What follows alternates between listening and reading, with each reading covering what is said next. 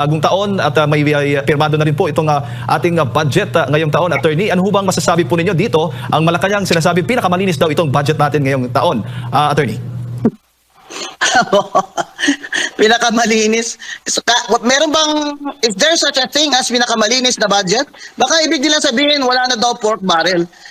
Kahit sabihin mong malinis ang budget, madudumi naman yung nag-i-implement. Ganun pa rin. Opo. Diba? Kung magnanakaw pa rin dyan sa DPWH. Opo. Attorney, meron... Sa Department of Agriculture, wala rin. Ang ibig nila sabihin siguro, dahil na-minimize nila yung pork barrel, pero hidden, sinasabi ni Senator Amy Marcos, yung pork barrel nila, hindi halatang baboy kasi giniling. Opo. Dito nga po, ang sinasabi, yung tinuturing po yung pork barrel, alin po ba dito sa budget natin ngayon yung nakikita po yung red flags? Tingnan mo yung DPWH, malaki pa rin ang budget niya. Wala naman problema niyan dahil infrastructure drives the drives also the economy by because of the construction. Pero kung titingnan mo, dapat din-disclose nila sa atin, alin dyan? Ang sinasabi kasi nila, wala na daw flood control projects except doon sa may mga foreign funding. Hindi naman nila sinasabi sa atin, alin doon ang may foreign funding para ma-monitor din ng mga bansang inutangan nila. Ibig sabihin, nangungutang pa rin ang administrasyon ni BBM. Opo. Para dito, i-funding sa budget na ito, na nanakawin lang din ng mga corrupt. Yun ang problema kasi basic eh. We are a poor country. Tapos ganyan kalaki ang budget nyo, 6.7 trillion, di deficit pa rin. Kasi ang sabi nga ni Secretary Recto, 1.6 trillion pa ang utang na babayarin dyan bawat taon-taon. Di deficit yan. Saan nila kukunin yan? Sa taxes natin. Pinipilit nila tayo lagi sa VAT na yan ng 12% Ayaw ni Recto ibaba ng 10%. Dahil tayo ang nagbabayad ng utang ng administrasyon ni BBM na puro magdanakaw. Hindi nila, mga kababayan, nililin lang tayo nito ni BBM Nililin lang niya tayo. Akala niya talaga napakatanga na ng mga Pilipino. Ngayon lang siya nakaramdam na lame duck president na siya sa midterm niya kasi itong social media, ito ang malaking tulong sa atin na tayo ay nagpoprotesta sa mga pagnanakaw nila. Kaya wag niyo silang lubayan. Wag kayong maniwala dyan. Nasabi nila this is the cleanest budget. Niwala ako sa inyo. Ibig niyo sabihin, wala kayong insertion during the BICAM talaga? Tawag na nga ninyo, amendment Sabi ni Risa Ontiveros, wala daw siya insertion. Meron siya amendment. Sabi ni Frank Drilon, Senate President Frank Drilon, amendment at insertion, parehas lang yun. Sino ba mas matalino? Si Senate President Drilon o si Senator Risa Ontiveros? Ang hirap talaga itong ginagawa tayong bobo, kaya sawang-sawa na ako. Sabihin nila, to si Atty. Guanzon, wala nang magandang nasabi tungkol kay BBM. Bakit ako may magandang sasabihin tungkol sa kanya? Wala naman siya nagawang maganda. Addict siya Opo, Attorney, at yung itinuturing na mga allocable items, iba pa yon? Iba pa yun. Sinasabi na hindi daw yun pork barrel. Ano ibig mong sabihin? Bakit allocable ang tawag dyan? Ngayon lang niya, talagang unprogrammed funds niya sa budget, binaba niya. Pero meron pa rin. Kasi yung unprogrammed na yan, prohibited naman talaga yan. Hindi yan ginagawa nila ni Recto at ni BBM at ng Speaker at ng Senate President out of the goodness of their heart. Ginagawa nila yan kasi prohibited na yan ng Supreme Court, unconstitutional na yan. Ginagago naman tayo Napakadami nating abogado, natatanga-tangahan tayo. That is prohibited, that is unconstitutional. It's unconstitutional to remit all excess or reserve funds of government-owned and controlled corporations. Yan ang ginagamit noon ni BBM for 3 years. Bilang pundo ng kanyang unprogrammed funds, kung saan ang unprogrammed funds, presidente lamang ang makaka-release niyan. Kaya BBM, wag mo na kaming gawing tanga kagaya mo. Alam naman namin na ikaw lang makakalabas ng unprogrammed funds, kaya nag-resign yan si Secretary Amina. Hindi niya na kaya yung batikos dahil totoo naman. Walang unprogrammed funds sa budget na yan, General Appropriations Act, na pwedeng lumabas o ma-implement kung walang pirma presidente. So wag na tayong gagawing tanga na for 3 years ginawa niya yan. Ang paraan para makakuha sila ng perang kukurakutin nila. Lahat ng reserve funds natin sa PH, Philippine Health, PhilHealth, kinuha nila, 89 billion. Sa PDIC natin, more than 100 billion. Ano pala, gatasan pala yun? Government-owned and corporations, ginagawa ang milking cow ni BBM para ipunto niya sa unprogrammed funds niya. Ang unprogrammed funds, dapat lang yan, may mga excess revenues na hindi inasahan. I-replay niyo yung mga interview ni Secretary Recto. Lumabas din yun sa kanya dahil alam niya naman hindi tayo tanga. Ang non-program funds na yan, that's just in the budget, pero wala yung pondo. Pupunduhan lang yan sa excess revenue. Kaya dapat nga yan, nilalabas lang yan towards the end of the year, na alam mo na kung may excess revenue ka. Paano ka may excess revenue? Eh wala nga, deficit ka nga. Opo. Deficit na itong gobyerno niya. Kaya siya nangungutang every year. O 1.6 trillion pa ang babayarin na utang this year. 6.7 ng trillion ang budget natin. Saan nila kukunin yun? Sa taxes natin. Sa taxes natin, lalo na yung 12% VAT, napahirap sa mga mahirap. Opo. Yan ang mga kababayan. Ito, bagong taon ito, nagmamalinis si BBM at si Recto. Huwag kayong maniniwala dyan. This is the cleanest budget ever. Attorney, ito nga nababanggit po ninyong unprogrammed funds. May mahigit 90 billion pesos po ang vinito ng Pangulo at may mga natitira pa. Para po sa inyo, dapat lahat ng unprogrammed funds alisin dito sa budget natin. Eh, dapat alisin niya. Ginagawa niya yung kiti-kiti eh. Ginawa niya yung, kumbaga yun yung kanyang tawag dyan piggy bank. Na kukupit-kupitin niya yan pag may President, kailangan ko ng ganito tulay doon sa district ko para may kickback ako diyan na 20%, di ba? Wala nga pondo yan. Excess revenue lang ng mga kapondo dyan. Dapat in-erase niya na dahil deficit naman tayo. Anak ng tinapaka BBM, 3 taon pa. Talagang ibabaon mo na kami sa utang. Kawawa mga kaapu-apuhan namin. Pero ikaw, baka siguro, dahil bangag ka, hindi mo napipil yun. Saka ang dami-dami yung pera na ninakaw. Hindi nyo na maubos yan. Sa 3 kamatayan nyo man, hindi nyo maubos yung ninakaw nyo sa amin. Pero paano mga kamahirap? Paano? Sa 3 years na ito, paano ang services? Sabihin nila, may maip naman attorney, may ganyan-ganyan, ayuda. Kailangan namin trabaho. Kailangan ng mga hirap trabaho, hindi ayuda. 2.4 million ang walang trabaho nitong Paskong ito. More than 1/2 sa mga Pilipino nakaranas ng gutom. Ito ba ang administrasyon na gusto nyo maulit pa sa 2028? Huwag kayong pumayag na linlangin kayo uli ni BBM at ng kanyang gang. Okay lang yun sila dahil mayayaman sila. Paano kayo? Pagka-graduate ng mga anak nyo na halos hindi na kayo kumakain. Parang ang baybaon ang mga anak nyo sa college. Pagka-graduate after 3 years, walang trabaho. Sino ba mag-invest sa Pilipinas kung ganito tayo ka? Corrupt. Palagay nyo kaya, hindi alam ni Trump na cocaine addict si Bongbong? Alam ni Trump yan. Inaresto nga si Maduro dahil nagda-drug trafficking Anong sinabi ni Trump? Lahat kayo, mga heads of state, ng mga drug traffickers kayo at drug users, hindi kami papayag dyan. Pinaprotect siyempre ng Amerika, yung kanyang it wants to protect its nation and its people. Alam din ng Amerika nang sumisira sa kanyang mga young people ay itong drugs. Kaya talagang matindi sila sa pagbabawal ng drug trafficking to America. And the Philippines is a transit country ng drugs. Alam din ni Trump yan. Kaya tayo, huwag tayong magpapaloko dyan kay BBM gang. Nakapalibot dyan sa kanya, puro addict. Kaya tingnan nyo nangyari sa atin. Lahat sila, bulsa lang nila, inuuna nila. Bagong taon. Walang pag-asa. Kay BBM, huwag kayong maniwala dyan. Kailangan mag-resign na yan siya. Wala kailangan mag-resign na yan siya. Walang magpapautang. Nangungutang taon-taon. Deficit ang budget, okay pa rin sila. Panghuli na lamang po dahil nabanggit din po ni Senadora Amy Marcos na giniling at in-reconstruct daw po yung pondo ng gobyerno at yung iba pa ay nag-allocate na maaring gamitin sa paglalatag po ng yung sa isinusulong or sa muling pagbuhay nitong impeachment laban kay Vice President Sara Duterte po, Attorney. Ano masasabi niyo po? Ay, ano pa nga ba? Siyempre, yung mga allocable nila, ano pala yun? Abangan nyo. Yun nga ang challenge ko kay Secretary, kay Speaker D. Speaker D, magpakita ka naman na hindi ka naman puppet ni BBM at ni Sandro Marcos. Sa sarili mo lang naman region, kayang-kaya mo nang panalunin sarili mo without them. Napakabait mong tao, kaya ka naman nila, akala nila, mauutusan ka nila. Abay, kung gusto nilang mag-file impeachment dyan, bakit kailangan silang makakuha ng kanilang mga pondo sa project nila? Galing sa speaker yan. Ang speaker ang may control dan. Pag nangyari yan, makikita na natin, hindi naman pala, ito palang speaker, hindi naman pala for reform, di ba? Hayaan mo sila, pumirma sila dyan, pero walang kapalit, di ba?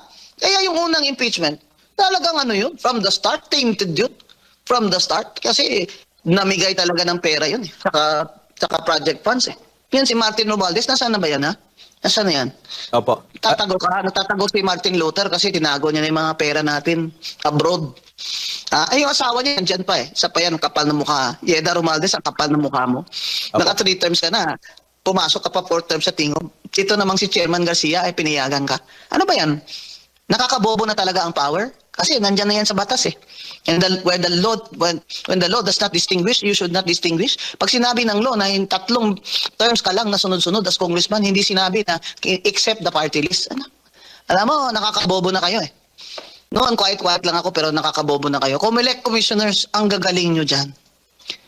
Opo. Nakakahiya yan na nag-commissioner tayo tapos during the term of Marcos and Romualdez, tatago-tango lang tayo dyan sa kanila. Bakit? Kahit hindi naman sila presidente, may pension ka naman Oh, bakit hindi mo nalang galingan? Bakit hindi ka nalang maging dignified dyan? Maging honest with integrity ka dyan? Total, yun na naman ang habol natin eh. Tumanda tayo na hinahangaan tayo ng mga pamilya natin, ng mga apo natin at mga tao. Hindi ba? May bonus pa. May pension pa. 300,000 naman. Kahit sinong presidente. Bakit tayo tatango-tango kay Martin Romualdez at kay BBM? Independent commission ng Comelec, COA at civil service eh. Di ba? Nasa konstitusyon yan eh. Sabay, kailangan magising-gising naman to si Chairman Garcia. Dati hindi ko yan siya minimension eh. Pero dito sa Kayeda Romualdez sa Tingog, kailangan ko na talaga this New Year ilabas yan. By motu proprio, Comelec, you can cancel the registration of Tingog on the ground that they are violating the law and the rules. Knowing fully well na naka 3 terms na consecutive si Yeda Romualdez, ilagay pa rin nila as nominee. Yun lang ang ano ko dyan, na hindi tayo dapat tumigil sa pagbabatikos to sa mga kamalian nila. Kasi, anong sabi? Pag tayo na may alam tayo, na may kakayahan tayo, hindi naman tayo, hindi tayo umaangal sa kamalian, para na rin tayo ang nagkasala niyan. Opo. At para sa inyong marunong sa Biblia, at alam itong sasabihin ko bago ako magtapos, anong sinasabi sa Biblia? You are the light of the world. You are the salt of the earth. Let us all be the salt of the earth. Kailangan ng mga kamalian, mga pagdanakaw, kailangan nating tutulan.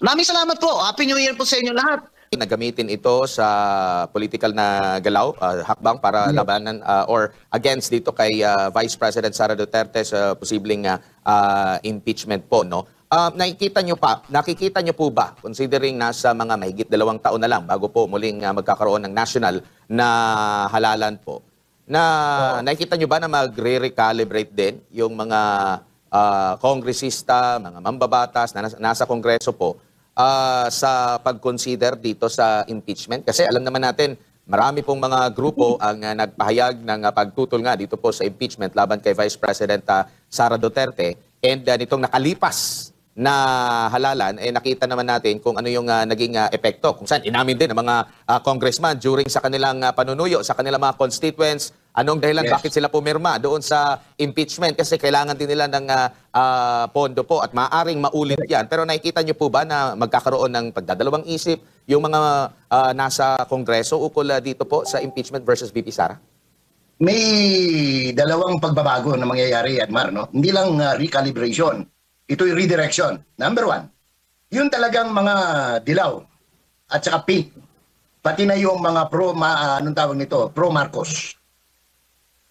Magdadalawang isip yan. Kasi nagbabago. Kita mo nga ngayon, iba ng tono. May mga kumakanta na, no? May mga bumabaliktad na. On the other hand, yung masidhi na marugdog na nagamit ng Marcos administration para itulak ang mga impeachment in the 19th Congress, kung matatandaan mo. Impeachment 1, 2, 3, puro kaliwa. Di ba? Ang pasimuno niyan, kung titignan mo, kung ba magbabalik tanaw ka, ang pasimuno sa impeachment 1, 2, 3, kaliwa. Di ba? Mga kaibigan ni Joe Masison, na ngayon lumalabas talaga na mga kaliwang-kaliwa. Dahil doon namatay yung Secretary General ng Kabataan Party List sa mismong giyera na nangyari dyan sa Occidental Mindoro. No? Ngayon, galit na sila. Mukhang maghihiwalay na ng landas. Magsasaulian ng kandila si Bongbong Marcos, si Martin Romualdez, at saka yung CPP-NPA front organizations, Makabayan Bloc. In other words, baka hindi lamang si VP Sara ang mapapaila ng impeachment sa February 6. Baka mas mauna pang mapaila ng impeachment complaint si Bongbong Marcos at ang pasimuno yung Makabayan Bloc. Diba? Nagsalita na yung Alliance of Communist Teachers, Concerned Teachers, si Franz Castro. Nagsalita na mismong si Akbayan, Senator Risa Ontiveros. si Kabataan Party List dati na nagti-TikTok, si Raul, no? Manuel. So, sabi nila, ginamit sila, di ba? Oh. Ngayon, pag nangyari yan, maghahalo ang balat sa tinalupan dyan sa Kongreso. Pag nangyari yan, kasi itong mga progressive bloc, kuminsan umaandar yan ng walang pera, madalas, no? So, pag silang, sa Bisaya pa, pag silang mangusog, silang proponent ng impeachment laban kay Marcos, na etot na, no? As against a February 6 impeachment against VP Sara na kailangan mong gatungan yung mga congressman ng kung ano-anong panggatong para lang mag-file sila. At saka remember, in the next few days, magkakaroon ng pagbabago sa Senado. Lulusot man yan sa baba, hindi makakalusot sa taas. So, will they gamble and exercise in futility against A. Duterte na nagsabing, hindi man ako tumatakbo presidente, ba't ba kayo balisang-balisa? At gusto nyong ako'y matanggal. Tsaka Manong Jay, hugas kamay ulit itong palasyo dito po sa usapin ng impeachment. Muling pagbuhay ng impeachment kasi possible daw itong Makabayan Black muli yung maghahain ng panibagong impeachment nga laban kay Vice President Sara Duterte. Pero ang giit po ni Yusek Castro na yung pagsasampa daw ng impeachment complaint ng anumang grupo, hindi raw po saklaw o sakop ng Pangulo. Walang napag-uusapan daw sa anumang meeting patungkol sa impeachment ng Vice Presidente. Ang tugon daw ng Pangulo sa lahat, para sa lahat, ang dapat managot ay dapat managot. Yun lang po, no? So kumbaga tingnan natin yung consistency po kasi tinanong din siya ulit na tinanong din siya ulit po. Papo, Manong Jay? Baka maitbulaga sila na akala nila yung kaliwa magpapile ng impeachment laban kay Inday, sila pala ang papailan ng impeachment. Opo. Tingnan ko lang natin, Manong Jay, yung consistency ng kanilang mga, matagal na rin nilang sinasabi ito na hindi daw sakop ng Pangulo. Bagamat meron ding unang payag ang Pangulo na hindi daw makakabuti nga itong impeachment laban kay Vice President Sara Duterte. Pero dito, tinanong ulit siya ng media sa press briefing kahapon na baka pwedeng kausapin ng Pangulo ang Kamara na maiwasan ulit yung ganoong pangyayari since ang impeachment laban kay VP Sara last year ay failure of impeachment. Pero sumagot itong si Yusek Castro, failure of impeachment. On our part, we cannot say that it is a failure of impeachment. Sinagot ulit niya, akala ko ba walang pero meron silang komento rin patungkol dito sa impeachment, Manong Jay. So anong basa mo rito? Alam mo, kuminsan pag pinapakinggan, hindi kuminsan, madalas, itong mga huling araw, pag pinapakinggan ko si Yusek Claire Castro, parang, ano ba ito, abogada ba ito? Mentally challenged ito. Parang kasi, balinto na lahat yung mga statement niya. Kaya, wala ng kredibilidad. Kaya nga yung spokesman ngayon, si Bongbong Marcos na mismo. No, di ba?